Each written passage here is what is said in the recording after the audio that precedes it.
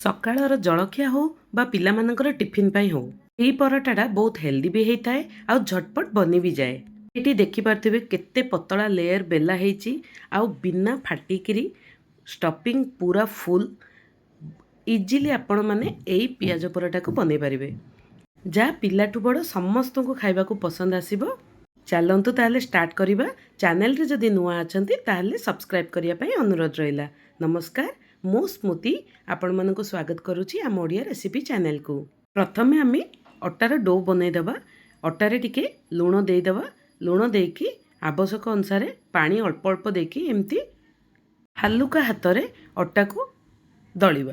ଶେଷରେ ତାକୁ ଏମିତି ମୁଠିରେ ତାକୁ ଜୋର କରି ଦବେଇଦେବା, ଯାହା ଫଳରେ କି ଆମର ଅଟାଟା ଫ୍ଲପି ହେବ ଆଉ ଏକ୍ସଟ୍ରା ଏଇର୍ ଯେଉଁ ଥିବ ଭିତରେ ତାହା ବି ରିଲିଜ୍ ହେଇଯିବ। ଏବେ ଆମେ ଗୋଟେ ଟାଇଟ୍ ଢକ୍କନରେ ତାକୁ ଘୋଡ଼େଇ ନେବା କିଛି ସମୟ। ଷ୍ଟଫିଂ ପାଇଁ ଆମକୁ ଏଠି 3ଟା ପିଆଜ ଏମିତି ଚୁନ ଚୁନ କରି କାଟି ନେବା ଆଉ ଆବଶ୍ୟକ ଅନୁସାରେ କଞ୍ଚା ଲଙ୍କା ଆପଣ ପକାଇ ନେବେ। କଞ୍ଚା ଲଙ୍କାକୁ ମଧ୍ୟ ଆପଣ ଛୋଟ ଛୋଟ କରି କାଟି ନେବେ ଏମିତି। ତାପରେ କଟା ହେଇଥିବା ଧନିଆ ପତ୍ରକୁ ଦେଇଦେବା ଆଉ ଯାହା ମସଲା ଆମର ୟୁଜ୍ ହେଉଛି ଏଇଠି ଆମେ ପକାଇବା। ପ୍ରଥମେ ମୁଁ ଏଇଠି ଲଙ୍କାଗୁଣ୍ଡ 2 ସ୍ପୁନ୍ ଦେଇଛି। ଲଙ୍କାଗୁଣ୍ଡ ଆପଣ କମ୍ ଅଧିକ କରିପାରିବେ। ତାପରେ ମୁଁ ଏଇଠି ଜୁଆଣିକୁ ଦେଇଛି। ଜୁଆଣିଟା ଦେବା ଫଳରେ ଏଇଠି ଆଉ ଗ୍ୟାସ୍ ରହିବନି ପରଟା ଖାଇଲା ପରେ। ତାପରେ ଆମେ ଖଟା ପାଇଁ ଆମଚୁର ପାଉଡ଼ର ଆଉ ଚାଟ୍ ମସଲାକୁ ଦେଇଦେବା। ଏବେ ପରଟାର ଟେଷ୍ଟ ଆଉ ଟିକେ ଏନହାନ୍ସ କରିବା ପାଇଁ ସେଥିରେ ଆମେ ବ୍ଲାକ୍ ସଲ୍ଟ ଦେଇଦେବା ଆଉ ସ୍ୱାଦ ଅନୁସାରେ ଲୁଣକୁ ବି ଦେଇଦେବା। ଏଇସବୁକୁ ଭଲସେ ମିଶାଇ ନେବା। ଏଇ ମିକ୍ସଚରକୁ ଆମେ ଅଧିକ ସମୟ ଛାଡ଼ିବା ନାହିଁ, ନହେଲେ ତା'ର ପାଣି ବାହାରିଯିବ। ଯଦି ଆପଣଙ୍କର ପିଆଜରୁ ପାଣି ଟିକେ ବାହାରିଗଲା ତାହେଲେ 1 ସ୍ପୁନ୍ ଆପଣ ବେସନକୁ ଦେଇଦେବେ ପାଣିଟା ଅବଜର୍ଭ କରିବା ପାଇଁ।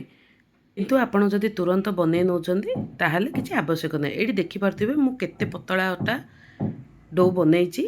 ଆପଣଙ୍କର ହାତରେ ବି ଟିକେ ଟିକେ ଲାଗୁଥିବ, ବଟ୍ ଏଇଭଳିଆ ଅଟା ଯଦି ଆପଣ ଦଳିବେ ତାହେଲେ ଆପଣଙ୍କର ପରଟା ଜମାରୁ ବି ଫାଟିବନି। ଆପଣ ଯଦି ଟାଣ ଅଟା ଦଳିବେ ତାହେଲେ ନିଶ୍ଚିତ ସିଏ କେଉଁ ବି ସାଇଡ଼୍ରୁ ପିଆଜ ସବୁ ବାହାରିଯିବ। ଏଇଠି ଦେଖନ୍ତୁ ମୁଁ ପେଡ଼ା ଆକାରରେ 2ଟି ଗୋଳା ନେଇକି ତାକୁ ଅଳ୍ପ ଅଳ୍ପ ବେଲି ନେଲି। ଏଇଠି ଦେଖିପାରୁଥିବେ ମୁଁ 2ଟି ବନେଇଛି। ଏହି ପ୍ରକାରରେ ଯଦି ଆପଣ ଷ୍ଟଫିଂ ଦେବେ ତାହେଲେ ଆପଣଙ୍କର ପିଆଜ ପରଟା ଜମାରୁ ବି ଫାଟିବ ନାହିଁ। ଆପଣଙ୍କର ଏକ୍ସପିରିଏନ୍ସ ଥାଉ ବା ନଥାଉ, ଆପଣ ଇଜିଲି ଏଇଭଳିଆ ପରଟା ଯେଉଁ ବି ଷ୍ଟଫିଂ ଦେଇକି ବନେଇ ପାରିବେ। ଏଇଠି ଦେଖନ୍ତୁ ମୁଁ ସେମ୍ ଆକାରରେ 2ଟି ରୁଟି ବେଲି ନେଇଛି। ଏବେ ଆମେ ଏଥିରେ ଷ୍ଟଫିଂ କରିଦେବା। ଦେଖନ୍ତୁ ଆପଣ ଏଇଠି କ'ଣ ଆପଣ ପୁରା ଭରିକି ବି ଷ୍ଟଫିଂ ଦେଇପାରିବେ, ଜମାରୁ ବି ପରଟାଟା ଫାଟିବ ନାହିଁ। ଏଠି ଦେଖିପାରୁଥିବେ ମୁଁ କେତେ ମାତ୍ରାରେ ଫିଲିଂ କରୁଛି। ଆପଣ ଯଦି ଗୋଟେ ଲେୟରରେ ହିଁ ବନେଇବେ ତାହେଲେ ନିଶ୍ଚିତ କିଛି ନା କିଛି ଫାଟିଯିବ ଆପଣଙ୍କର ପରଟାଟା। ଏଇଠି ଦେଖନ୍ତୁ ପରଫେକ୍ଟ ଆପଣଙ୍କର ପିଆଜ ପରଟା ବନେଇଯିବ। ଏଇଠି ଆମେ ଅନ୍ୟ ପଟ ମଧ୍ୟ ଏମିତି ସବୁ କଭର କରିନେବା ଆଉ ଟିକେ ଏଡ଼ଜେସ୍ ଯାକୁ କ୍ଲୋଜ୍ କରିନେବା, ଯାହାଫଳରେ କି ଆମର ପିଆଜ ସବୁ ଷ୍ଟଫିଂ ବାହାରିବନି।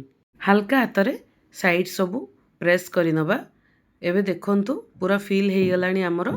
ଆମେ ଏଇ ପରଟାଟାକୁ ଯେତେ ଆପଣ ପତଳା ବେଲିବେ ବି ଆପଣଙ୍କର ପରଟା ଜମାରୁ ବି ଫାଟିବ ନାହିଁ। ଏଇଠି ଆମେ ଦିପଟ ଯାକ ଚୂନା ଲଗେଇକି ଆପଣ ଯେତେ ବଡ଼ କରିପାରିବେ ଆପଣଙ୍କର ପରଟାଟା ପରଫେକ୍ଟ ବନିବ। ଷ୍ଟଫିଂ ବାଲା ପରଟା ଯେବେ ବି ବନେଇବେ ଆପଣଙ୍କୁ ବହୁତ ଅଟା ଅଟା ଲାଗୁଥିବ, ମଝି ମଝିରେ ଫିଲିଂ ବି କମ୍ ଆସୁଥିବ। ଆପଣ ଯେଉଁ ବି ଷ୍ଟଫିଂ ହଉ ଏଇଭଳିଆ ଯଦି ବନେଇବେ ତାହେଲେ ଆପଣଙ୍କ ପରଟାଟା ପୁରା ପରଫେକ୍ଟ ବନିବ। ଏଠି ଦେଖିପାରୁଥିବେ ମୁଁ କେତେ ପୁରା ପତଳା ବଲୁଛି ଆଉ ଜମାରୁ ବି ଫାଟି ନାହିଁ। ତା'ର ଏଡ଼ଜେସ୍ ଦେଖୁଥିବେ ବହୁତ ହି ପତଳା ହେଇଛି। ଏବେ ଆମେ ତାୱା ଗରମ ହେଲା ପରେ ତାକୁ ସେକିବା ପାଇଁ ପକାଇ ନେବା। ଗୋଟେ ସାଇଡ଼୍ ସେକା ହେଇଗଲା ପରେ ଅନ୍ୟ ପଟ ଓଲଟେଇକି ସେଥିରେ ଆମେ ଏବେ ତେଲ ଦେବା। ତେଲ ହେଉ ବା ଘିଅ ହେଉ ଆପଣଙ୍କର ଯାହା ବି ପସନ୍ଦ ଆପଣ ଦେଇପାରିବେ। ଯେହେତୁ ପିଆଜଟା କଞ୍ଚା ଆମେ କରୁଛେ ତ ଆମେ ସିଝିବା ପାଇଁ ଟିକେ ତାକୁ ହାଲକା ହାତରେ ଦବେଇ ନେବା। ତେଲ ଏପଟେ ଅନ୍ୟ ପଟେ ବି ପକାଇ ନେବା।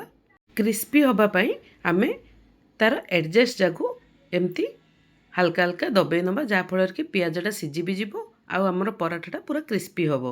ୟାକୁ ଆପଣ ବିନା ସବଜି ବିନା ଡାଲ କିଛି ବି ସାଥିରେ ଆପଣ ଖାଇପାରିବେ। ଏହା ଏତେ ଚଟପଟା ଆଉ ଟେଷ୍ଟି ଲାଗିବ। ଦେଖିପାରୁଥିବେ ମୋର ସବୁ ପରଟା କେତେ ପରଫେକ୍ଟ ବନିଛି। ଯେଉଁଦିନ ଆପଣଙ୍କୁ କିଛି ବ୍ରେକଫାଷ୍ଟ ବନେଇବା ପାଇଁ ଲେଜି ଫିଲ୍ ହେଉଥିବ ଆପଣ ଏଇ ପରଟା ଝଟପଟ ବନେଇ ପାରିବେ। ତାକୁ ଆପଣ ଦହି ସହିତ ହଉ ବା ସସ୍ ସହିତ ହଉ ଖାଇପାରିବେ। ଯଦି ପରଟା ବନେଇଲା ବେଳେ ଅନ୍ୟ କିଛି ପ୍ରୋବ୍ଲେମ୍ ଫେସ୍ କରୁଛନ୍ତି ତାହେଲେ ତାହା ବି କମେଣ୍ଟ କରି ଜଣାଇବେ। ଆପଣଙ୍କର କମେଣ୍ଟ ଆମ ପାଇଁ ବହୁତ ହି ମୂଲ୍ୟବାନ। ଯେଉଁ ପିଲାମାନେ ସବଜି ଖାଇବାକୁ ପସନ୍ଦ କରିନାହାନ୍ତି ଆଉ ସବଜି ନ ଖାଇବା ପାଇଁ ପରଟା ମଧ୍ୟ ଖାଆନ୍ତି ନାହିଁ, ସେମାନଙ୍କ ପାଇଁ ତ ପରଫେକ୍ଟ ପରଟା, ଯାହାକି ଆପଣ ତୁରନ୍ତ ବନେଇକି ସେମାନଙ୍କ ପାଇଁ ଲଞ୍ଚରେ ହେଉ ବା ବ୍ରେକଫାଷ୍ଟରେ ହେଉ ଦେଇପାରିବେ। ଭିଡ଼ିଓଟି ଯଦି ଭଲ ଲାଗିଲା ଲାଇକ୍ ସେୟାର କରିବାକୁ ଭୁଲିବେନି। ଅନ୍ୟ ଏକ ଭିଡ଼ିଓରେ ପୁଣି ଦେଖାହେବା। ରହିଲି। ଜୟ ଜଗନ୍ନାଥ।